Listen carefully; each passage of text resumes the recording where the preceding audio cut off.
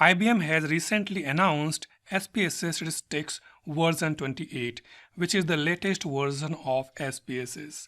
So if you are a SPSS user, you must be excited to see what is all there in new SPSS. So to download, you can click on this link on IBM website and do a small sign up with your email ID and download the free trial of software for 1 month.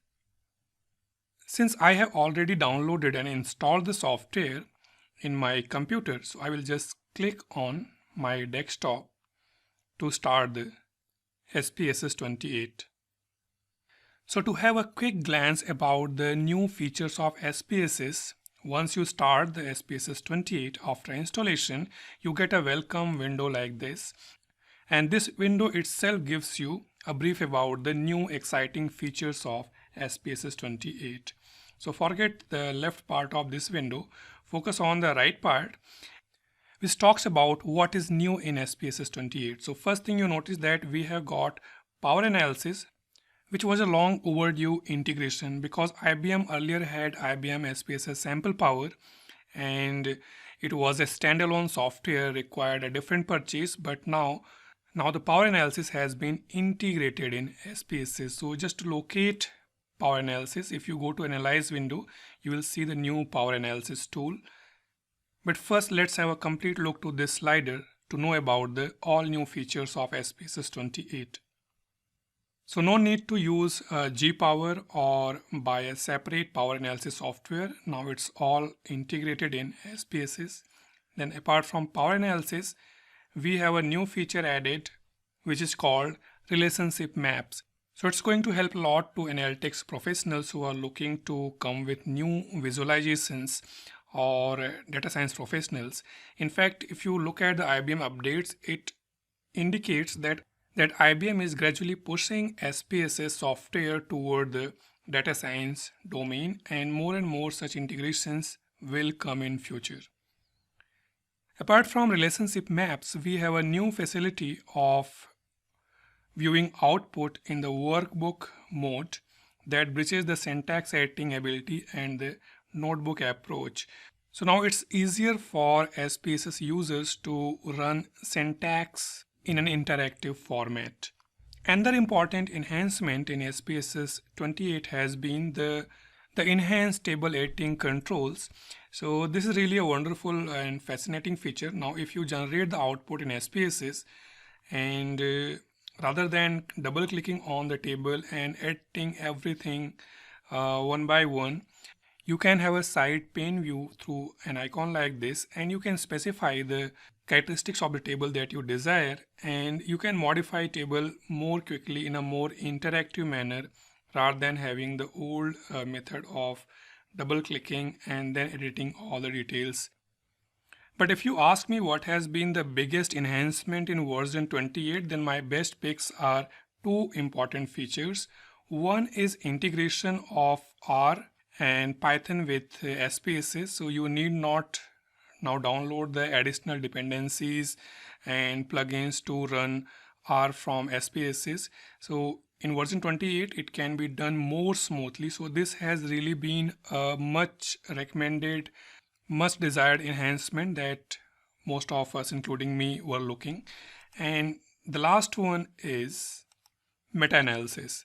I hope if you have been a SPSS user, you must have been waiting for meta-analysis to come to SPSS in plug and play format. So far you had certain macros which allowed you to run meta-analysis in SPSS, but we do not really love macros. Most of us do not really love macros. We love GUI, and it is here.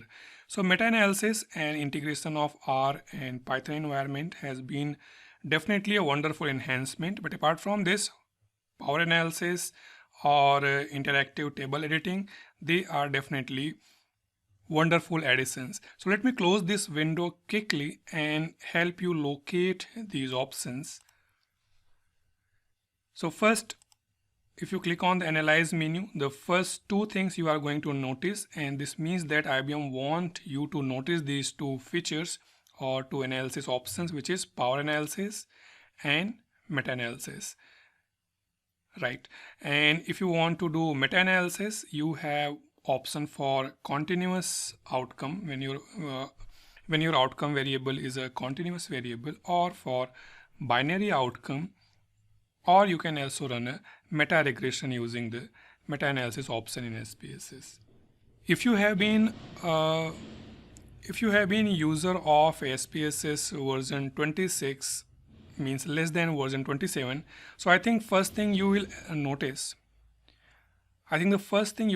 is the interface. So IBM has redesigned the interface. They have come with more professional looking gray color, light gray color, as compared to the blue color that they had earlier, and it really looks better and gives a feeling of more premium looking GUI. So let me quickly demonstrate you how exactly the interactive table editing option works. So currently I do not have data, so let me just open a data set, or let me close it again, and I think I'll be getting the quick option to locate the data set. Else I can locate it from the C drive, but I don't want to do that right now. Right, so go to sample files, and this file has been one of my favorite files, bank loan dataset. So just double click on it and open it. Okay, wonderful. So suppose we are calculating a correlation.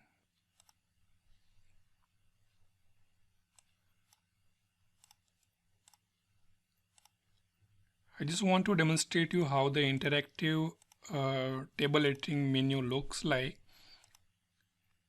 so that you can see what new you have got. In fact, in the recent version, you have also option to truncate the table. For instance, show the lower only triangle of the table. So click on and you got the truncated table. Now what I meant by the side pane for editing. So look at this table. In fact, if you are a researcher, often we need table, say in APA format, or maybe you require Times New Roman font. So earlier you used to do all these things often in Excel or in Word, but you can do certain changes here which are really very interesting. For instance, when you see that a table is generated, you have good number of options where you can do editing in an interactive manner, right, through using this sliding pane, right. For instance, if I want the text to appear in, say, Times New Roman format, I can select all the text and just click on Times New Roman. If I want font size 12, which is again a recommended font size in journals, so you can have font size 12 immediately. Though it's not visible here, but once I close this window, it will be visible. Similarly, you can decrease or increase the decimal value. So for instance, this correlation coefficient is until 3 places of decimal, and what I want is until 2 places of decimal. You can select multiple rows, multiple columns. For instance, if I select this value, and this value, and click on decrease decimals, so you can see the decimals have been decreased. So now it's easier for you to work with SPSS more and more in standalone manner. I do not say that you will not require MS Word or Excel. You will require, but the point is that now SPSS is more versatile, and these new functionalities are definitely a good breeze. Now a few lines about the R extension hub. So for that you can go to the extension hub. Also, let's look for a new plugin. For instance, a IBM Text Analytics, which is written by Joe Peck. So just type text analysis. So it's a stats text analysis, exact name. So here you can see all the information. So for instance, you can see that it's for analysis, and it uses Python 3, and written by John Peck, came very recently, right. And you can also look for the prerequisites which would be given to you. For instance, for running this extension, you require SPSS version 24 or greater, and currently the installed version is 28. Integration plugin for Python is required, and it is already installed. So this is the additional enhancement that you are getting. Earlier you used to go through a Herculean process. Often it's very troubling to install the integration plugin separately for the beginners of SPSS, but now it's installed for you and need not worry about the installing integration plugin.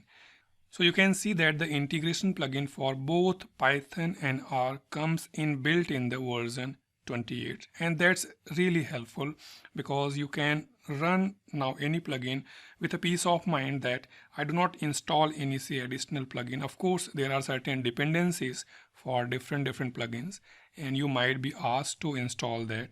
For instance, if you run the stats text analysis plugin, it will require NTLK library, which is not there, so you need to install them separately. But as far as Python and R integration plugin is concerned, it's installed in version 28.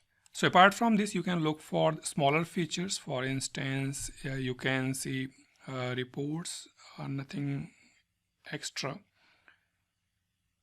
But you can see in descriptive statistics, we have proportion, confidence interval, Bayesian statistics.